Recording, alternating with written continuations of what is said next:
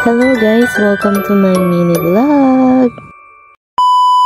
For today's video nga mga mare, maghahanap lang tayo ng susuotin ni Amara para sa kanilang cosplay. At kami patungo na nito papuntang San Fernando para doon maghanap ng kanyang susuotin na costume mga mare. Bala ko sana bibili na lang kami ng costume niya sa Shopee. Nagtingin-tingin na nga rin ako sa Shopee mga mare ng costume na pwede niyang suotin. Ang kaso nga lang talaga mga mare may trust issue na tayo sa pag-order sa online. Baka kasi pagdating sa akin ng in-order ko ma-expectation versus reality tayo mga mare. Charis. Kaya naman ito mga mare, for the lakad ng mga persons, ang layo din ng nilakaran namin mga mare, makarating lang dito sa aming pupuntahan. Ang layo kasi ng parkingan mga mare, kaya naman ito, tsaga-tsaga lang sa paglalakad. Alam ko kapag may tsaga, may nilaga. Charis. Ang corny mo ti. So eto na nga mga mare, tama na ang kakornihan natin. At ito, nakarating na nga kami dito sa aming pupuntahan. Dito nga ito sa palengke ng San Fernando. Gloria nga pala ang tawag dito sa mall na to. Nakalimutan ko kasi mga mare kung Gloria Centrum o Gloria Central. Comment down below nga dyan mga mare sa mga taga Pampanga kung alam nyo kung ano nga ang tawag dito sa mall na to. Dito nga mga mare, mananawa ang mga mata nyo sa napakadaming mga gowns na tinitinda nila dito or pinaparent. Kaya naman dito namin naisip na maghanap ng costume na susuotin ng mga bata mga mare. Meron din kasi dito mga costume na pwede nilang gamitin sa kanilang cosplay. Kita nyo naman sa video natin mga mare kung gaano kagaganda ang mga gowns na pinaparent nila rito mga mare. Well, hindi naman tayo nagkamali ng pinuntahan mga mare dahil maganda naman talaga yung napili naming costume para kay Amara. Dito nga ay paakyat na kami ng second floor dahil doon kami nakahanap ng masusuot ni Amara. Bago nga kami nagpunta dito alam ko na kung anong character ang hahanapin naming costume. So pagdating nga namin dito maraming iba't ibang mga costume na pwede mong piliin mga mare. Hindi nga ako nagkamali dun sa costume na gustong gusto kong ipasuot kay Amara mga mare dahil yun lang ang bumagay sa kanya. Nagtingin-tingin pa rin naman ako mga mare baka sakaling may mas gaganda pa dun sa naiisip kong ipasuot sa kanya mga mare. Yun nga lang mga mare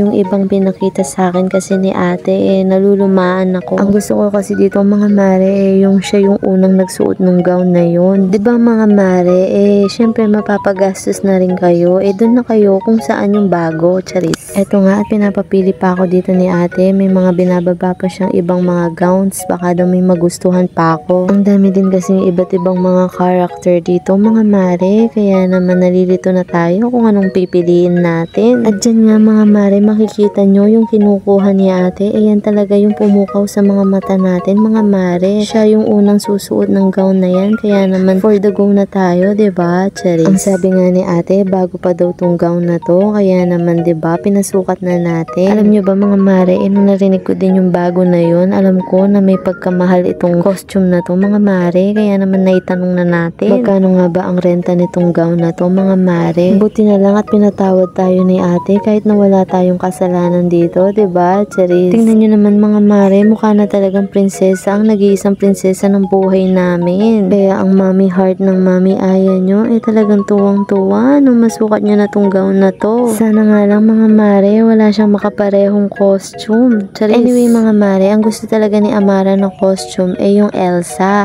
Ang kaso nga lang mga mare, alam ko na usong-uso yung Elsa na yun. At sigurado marami magsusuot ng ganong costume. Kaya naman ang sabi ko sa anak ko, eto na lang si Snow White ang piliin niya. Charis. Dito nga sinukat niya din yung gown ni Cinderella. Ang kaso lang mga mare, hindi ko talaga siya nabetan dyan. Kaya naman pinicturean ko na lang siya dyan at binidyohan mga mare kahit papano na-experience niyang maging isang Cinderella. Charis. After nga niya magsukat-sukat ng mga costume, ito nakipaglaro na siya sa mga kuya niya. Naman dito si Daddy JP mga mare, nakasalumbaba na, mukhang napagastos. Napagastos na nga daw siya, nagbantay pa daw siya ng malilikot na bata. Charis. Kaya naman dito na nagtatapos ang ating vlog. Thank you!